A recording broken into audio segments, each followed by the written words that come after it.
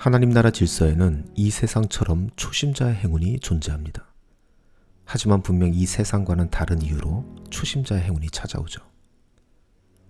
세상에서의 초심자의 행운이 그 초심자가 가진 무모함과 룰 브레이킹으로 유발된다면 하나님 나라 질서 안에서의 초심자의 행운은 사실 행운이 아니라 양육의 차원에서 생각해야 하죠. 무력한 갓난 아이에게 베풀어지는 무조건적인 보살핌처럼 말이죠. 하지만 이 초심자의 행운은 우리가 신앙생활을 하면서 점차 우리의 삶 속에서 사라져갑니다. 더 이상 예전처럼 기도 응답이 없게 되는 것이죠. 제가 목회를 하면서 자주 듣게 되는 말 또한 이것과 관련된 말입니다. 요즘 제 기도를 잘 안 들어주신다는 그런 말이죠. 도대체 왜 하나님께서 더 이상 내 기도에 응답을 안 하시냐고, 내가 뭘 잘못해서 그런 거냐고, 하나님께서 나에게 뭔가 기분이 안 좋으신 거냐고, 그래서 내가 뭔가를 회개해야 하냐고, 이렇게 질문들 하시죠. 하지만 그렇지 않습니다. 그런 게 아니죠. 뭔가를 잘못해서 초심자의 행운이 우리에게서 사라지는 것이 아닙니다. 하나님의 손이 짧아져서 그 초심자의 행운이 사라지는 것도 하나입니다. 초심자의 행운이 사라지는 이유는 사실 간단합니다. 이제 우리가 더 이상 초심자가 아니기 때문에 사라지는 겁니다. 우리가 성장하고 있기 때문에 사라지는 것입니다. 이제는 더 이상 갓난아기가 아니기 때문입니다. 갓난아기가 울면 부모들은 그 울음소리에 즉각적으로 반응합니다. 아이가 왜 우는지 그것을 점검하고 분석하기보다는 즉각적으로 반응하는 것이죠. 왜냐하면 어린아기는 완전히 무력한 존재이기 때문입니다. 부모의 도움이 없다면 단 한순간도 살아갈 수 없기 때문입니다. 그래서 부모는 즉각적으로 반응하는 것이죠. 하지만 아이가 성장하면서 부모들은 그 아이의 울음소리에 더 이상 즉각적으로 반응하지 않습니다. 아무리 울어도 부모들이 오지 않을 때가 있다는 것이죠. 아무리 울어도 엄마 아빠가 오지 않는다는 것을 알게 되면서 아기는 성장하게 되는 겁니다. 그러면서 본인이 울어야 할 때와 울지 말아야 할 때를 알게 되는 것입니다. 무조건 울고 때를 부려서는 안 된다는 것을 알아가게 되는 것이죠.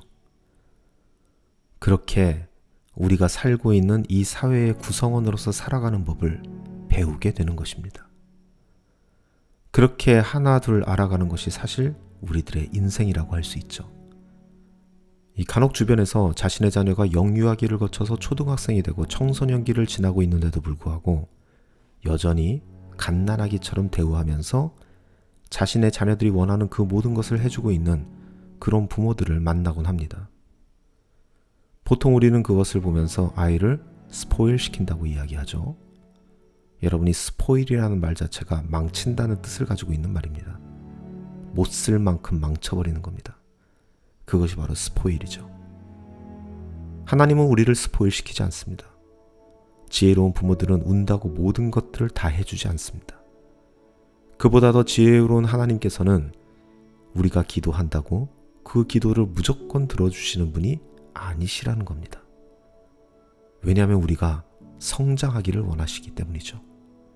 울어도 오지 않는 부모를 보면서 그 아기들이 이거는 울어서는 안 되는 일이로구나 라는 것을 깨닫는 것처럼 우리가 아무리 기도를 해도 응답이 없는 그러한 기도의 제목들은 우리의 기도 리스트에서 하나하나씩 체크해 나가는 과정이 필요한 겁니다. 이것이 바로 성장이라는 것이죠. 로또를 사놓고 기도해도 그 기도가 이루어지지 않을 것이라는 것을 아는 것처럼 공부 한 자를 안 하고 수능을 봤는데 결국 시험을 망치게 될 거라는 것을 알게 되는 것처럼 우리는 원하는 것들이 굉장히 많지만 그 모든 것들을 다 기도로 담아내지는 않습니다. 이것이 바로 성장하고 있다는 증거가 되는 것이죠. 하지만 그 정도의 성장이 오기 전까지는 우리는 끊임없이 울어야 합니다. 끊임없이 기도를 해야 된다는 것이죠. 어떠한 기도가 응답받는 기도이며 어떠한 기도는 응답받지 못하는 기도인지에 대해서 우리는 반드시 알아가야 하기 때문입니다. 그러면서 하나님께서 우리가 어떻게 성장하기를 원하시는지 우리는 알게 된다는 것이죠. 그리고 이것이 바로 우리가 하나님과 인격적인 관계를 맺었다고 말할 수 있는 가장 중요한 골자가 되는 것입니다. 사도 바울은 이렇게 이야기합니다. 내가 어릴 적에는 말하는 것이 어린아이와 같았고 깨닫는 것이 어린아이와 같고 생각하는 것이 어린아이와 같았다고 말이죠. 그러나 내가 어른이 되어서는 어린아이의 일을 버렸다라고 얘기합니다. 성장하고 있다는 것이죠. 바울의 이 고백처럼 우리의 고백 역시 어린아이의 일을 버리는 그런 성장에 대한 의지가 있어야 할 것입니다. 그리고 사도 바울은 이 이야기에 이어서 이렇게 말을 하고 있죠. 그러므로 믿음, 소망, 사랑 이 세 가지는 항상 있을 것인데 그 가운데서 으뜸은 사랑입니다. 라고 얘기합니다. 어디까지 성장하느냐? 바로 사랑하는 데까지 성장하게 되는 것이죠. 하나님께서 나를 사랑하셔서 지금껏 나를 먹이시고 입히시고 키워내셨던 것처럼 나 역시 그렇게 하나님처럼 살아가면서 아직 주님을 모르는 사람들을 보살피고 감싸고 끌어안아주는 그러한 일들을 해야 한다는 것이죠. 거기까지 성장해야 한다는 것이죠. 그렇기 때문에 초심자의 행운은 비록 사라지게 되지만 이제는 더 이상 초심자의 행운이 필요 없는 장성한 단계에까지 이르게 되는 것입니다. 그럼에도 불구하고 우리는 순간순간 약해지곤 하죠. 그래서 첫사랑을 회복해야 한다 이런 얘기도 하고요. 그런데 그 첫사랑이라는 것 역시 초심자의 행운의 기억일 뿐입니다. 처음 하나님을 알고 처음 하나님을 만나고 그와 인격적인 관계를 맺기 시작했던 바로 그 순간 말이죠. 그 첫사랑의 기억은 우리가 주님께서 부르시는 그날까지 영원히 가지고 가야 할 아름다운 추억일 것입니다. 하지만 추억은 추억으로만 남아야 하는 것이죠. 오히려 그 추억들은 과거로 돌아가라고 주어진 것이 아닌 미래에 대한 성장의 재료로 쓰라고 그렇게 주어진 것이죠. 그렇게 추억은 추억으로만 남기며 하나님과 앞으로 더 새로운 추억들을 만들어 가는 것. 이것이 바로 믿음의 길, 신앙의 길이라고 이야기할 수 있는 겁니다.